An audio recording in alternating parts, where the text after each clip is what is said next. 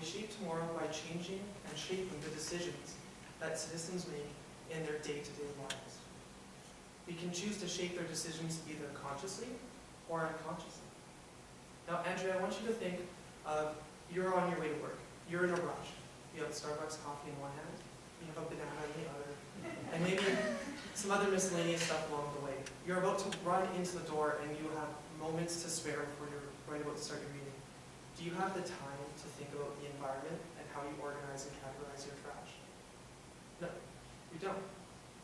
But conveniently, in universities and out in public spaces, we have all these bins that have 5 or 6 different categories. Are you going to take your time to put them in each appropriate one? No, I don't think so. And we realize that this is a big issue in the way that waste management is done. We are Clawtots, and we are going to automate the way that you manage your trash, because you won't have to. Clawtots will. And it's very simple, and it's very easy to implement, and we think that being environmentally friendly is not always about changing the way we have to manage our day-to-day lives and having to do a big financial investment personally. It should be convenient, and it should be very cost-effective, because the last thing you want to do, Andrew, is you don't want to be looking at me, right? So what are we asking for today? We're asking for $700,000 for a 20% stake in our company, with a return of 40% at the end of 6 years. My name is Justin. I'm Julian. Shazad. And we'll continue on with this presentation now. So you're probably wondering, where does 40% come from? So I'll show you. Here's a breakdown over the 6 years based on our cash flows and how the structure of our business will work.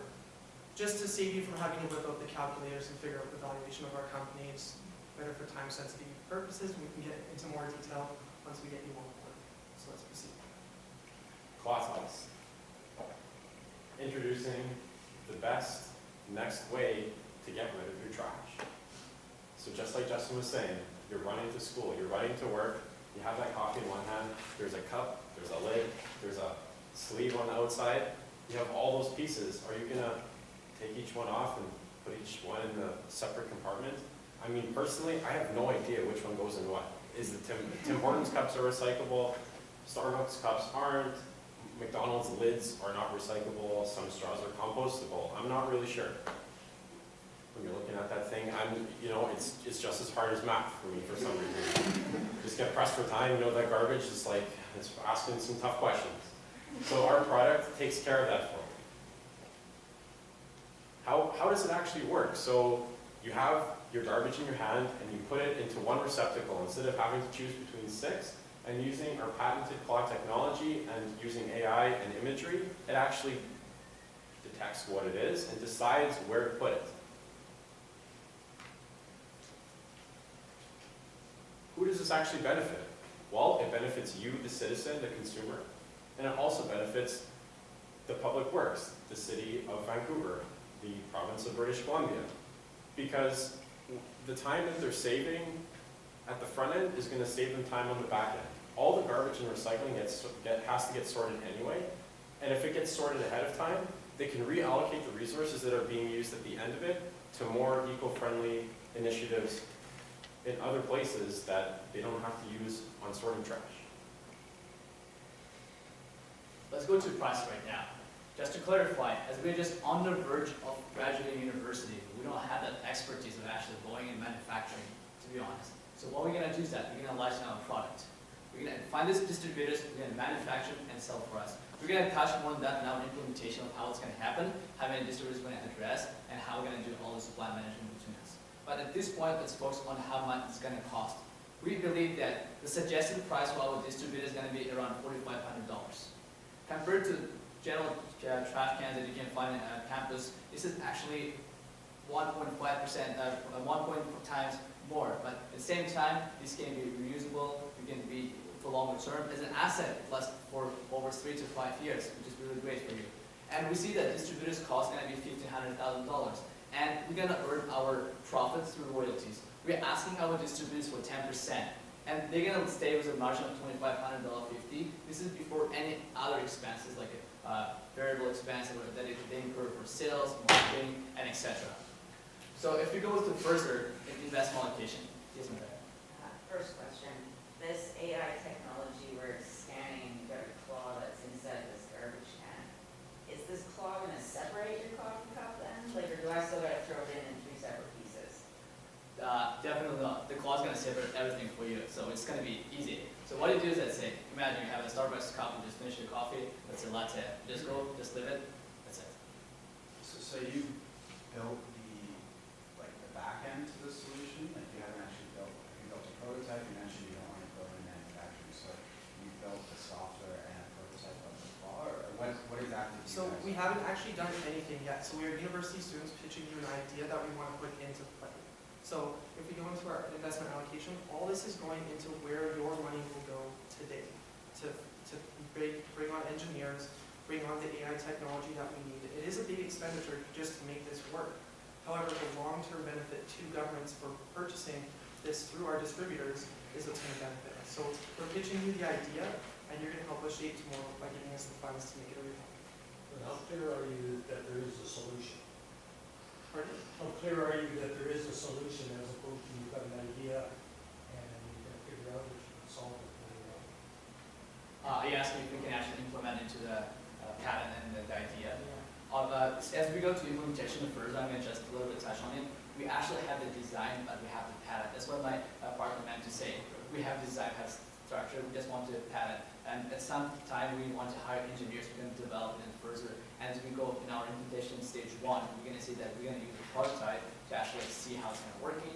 And then on year 2, which is going to be our initial sales, and we're going to touch more on that on the income statement and DCS. And that's where we're going to see the first sales and first return.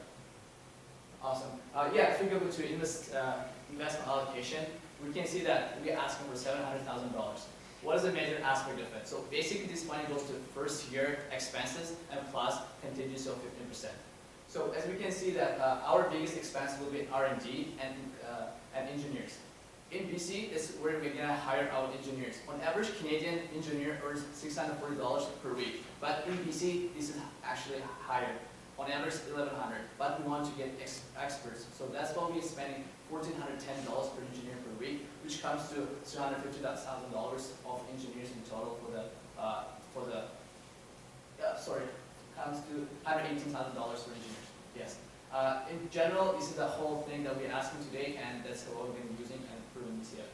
So we're really looking for solutions that can be implemented quickly. 2020 is approaching fast. What is your timeline for actually getting the product out into the market and actually getting customers and users using it? So if we go into our R&D phase, we realize that patenting stuff can take time. So we've allocated 1 year. Now 2020, we took it, and we still do have all of 2020 to make a difference too. So things do take time, especially to do them properly. And I mean, just like this case, we had 3 hours to do it. And we have 1 year to make all these big changes to Vancouver. And some of them, quite frankly, are not realistic, but we do think that we can make a very big positive change by the end of 2020. Are you dead set on getting that patent first before you actually test anything or get something out there? Like what's the thinking around it? So the reason for going with patents first is that once we reach out to distributors that are able to manufacture and sell, we do not want to lose what we have. We have a golden ticket idea here. And if we give it to them without a patent, we just gave away our golden ticket. So that's why we need the patent first. Awesome. Yeah, we're just going to touch on the general industry, what's going on. Right now we see that the government of BC actually wants to invest and see that future. As I say, it's the coming 2021 return. So we can see that the Canadian clean tech industry sells at $10 billion worth industry. And Canada actually experiencing a slowdown and it's a stagnant declining growth. What is it accounting for? It's not just lack of innovation.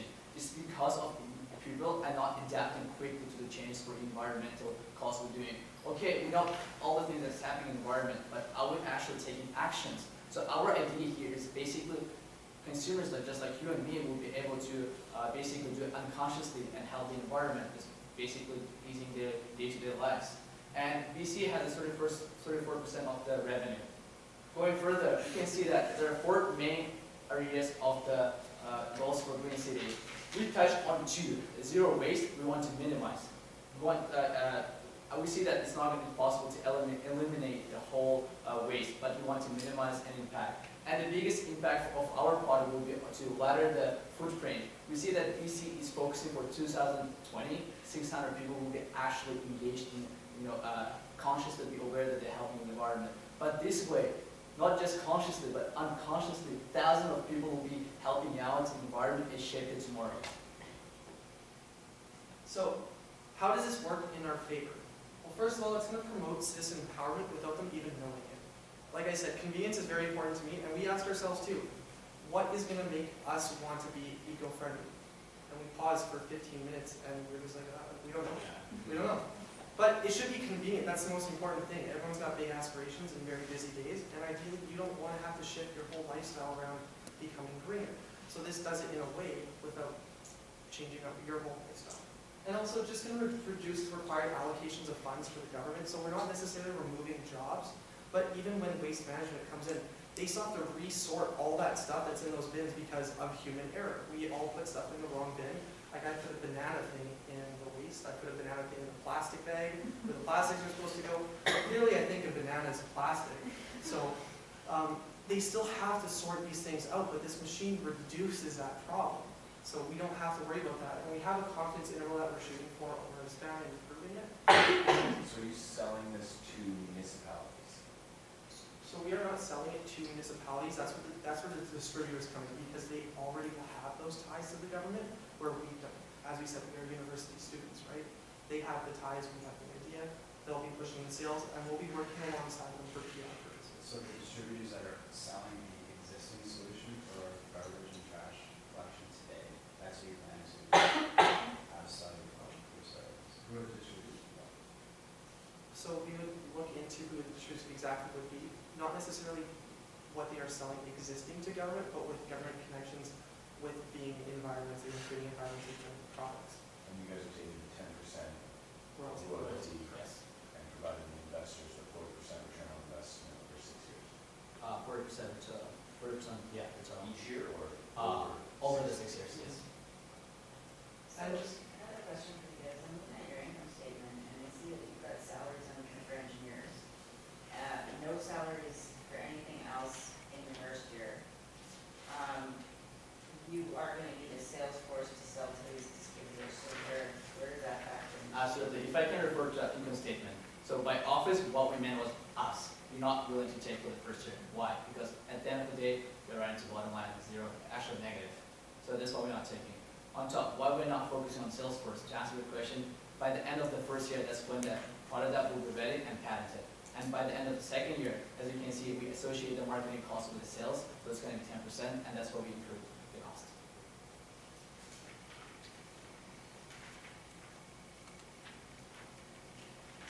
So with the R&D and the patents, like we were just saying, that's the most important thing, because we want to make sure we have exclusivity. We want to make sure that nobody else takes this idea and uses it somewhere else. That's because that's what we're selling. We have the idea, and we have the people that are going to design it. The sales and taking care of the manufacturing is not going to be up to us. That's why we're licensing it, because we don't have the expertise that they do. How are you going to validate though that people actually like the solution and people actually use it? Are you planning on just designing it and then getting it out there, or are you going to have a testing because you're actually getting? I would recommend doing a lot of discovery around how people use it and if people are willing to pay for it. Yeah, before you hire a lawyer, before you do all that stuff. Fantastic point, and that's part of the R&D process and part of the R&D budget, and that's why we've also allocated a contingency fund that you saw in the investment allocation. So all of that is meant for the extra testing, the extra feedback, and to make sure we get the right product out there so that people will use it and it's user-friendly and that it's actually going to be implemented in places like municipal areas and schools, things like that. Is there AI technology out there that actually can sort stuff like this? Like, and differentiate between, like organics and cardboard and plastic? Actually, yes. There is? Okay. There's AI technology existing. Yeah. It doesn't sort it, it tells you It tells you. what you have and then it tells you what then goes into. So as we touched on already with production, how it's going to go, we're just going to reiterate one more time. We're going to reach out to distributors and within the clean tech industry and have them sort of manage it once we come forward with it. As we said, our Achilles heel is pretty much production. We can't really do that. Logistically, it's too much work. And also for you as investors, it's just too much of an upfront cost and too much of a risk when there's people already doing it that can do it at a much cheaper cost because they have the resources and the connections to do so. And legal agreements are also super important too. We realize that there are going to be some back and forth mitigations, but ideally we want to all come to a very happy agreement where both sides create a win-win. And at the end of it, we have distributors deal with product and shipping. And that's that. What's sales and marketing going to look like? So kind of like how I walked Andrea through an example of how it would work for citizens. We want to do that same thing with distributors as well, and then also work with distributors and the government to show them from a public relations standpoint how it's going to really benefit the citizens and also them at the waste management side too. What will you do if the distributors reject your solution and don't want to sell for you? Yes, Dave, that's a great question. So we do realize that there's more than one distributor within BC. I mean, we have distributors all around Canada. So if you actually move to our risks and mitigations, we have said that we could have some issues with distributors, and especially with public pushback, and distributors not necessarily wanting to deal with that, but more than one distributor. So that's why we want to contact as many as we can. So in general, all of them don't know what to do. Like, what's plan B? Will you sell it on your own, or will you this? Plan B would definitely be to go after the private sector and people in the private sector and some companies that are pushing for more green initiatives and to have just better PR. Whether it actually helps their impact or not, sometimes it doesn't really matter to them. It's more about the image that they portray, that they're being more green, they're promoting eco-friendly, and like we said before, at the end of the day, when the benefit of this comes back to the public, they're going to realize that it's really helping. Because, I mean, personally, you don't really think about what happens on the back end. You throw like that soup can in the wrong spot, or you throw like that plastic lid in a spot it's not supposed to go, then what people don't realize is that a lot of it gets rejected as waste and just goes straight to the landfill. And that's what we're trying to reduce. So with that benefit, we see a lot of people getting on board with this.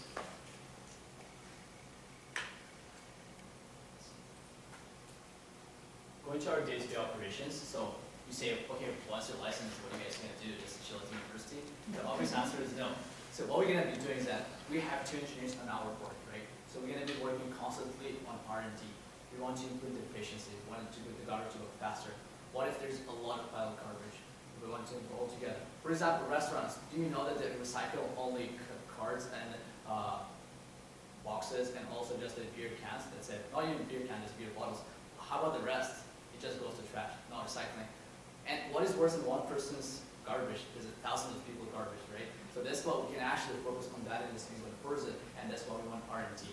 And on top, we want to continue our PR as a government.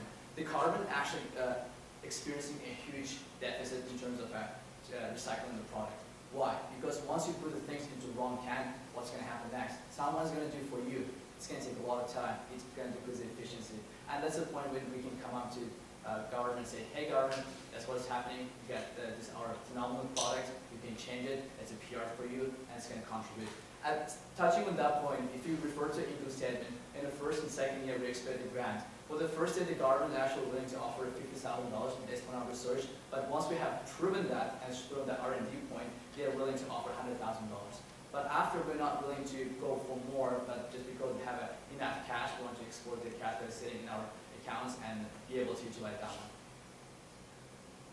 Actually going to, DCF, we can see that the net income for the first year is going to be negative. So touching on that, it is impossible for us to pay back your dividends.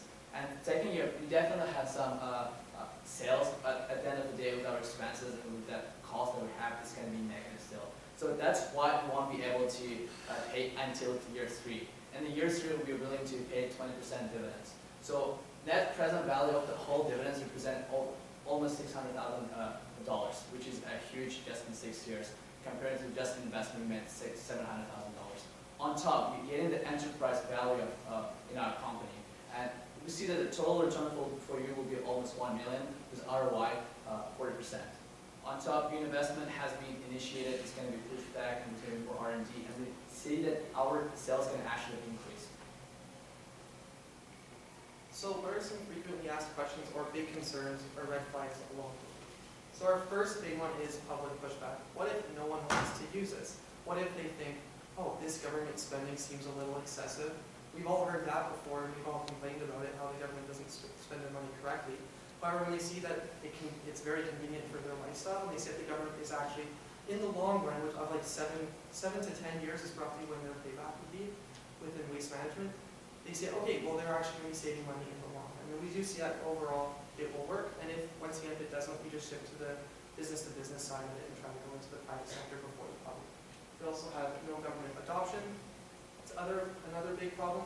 How we do think that with enough adjustment to our MSRP if we have to, or even just targeting the private sector, that this can still be very successful.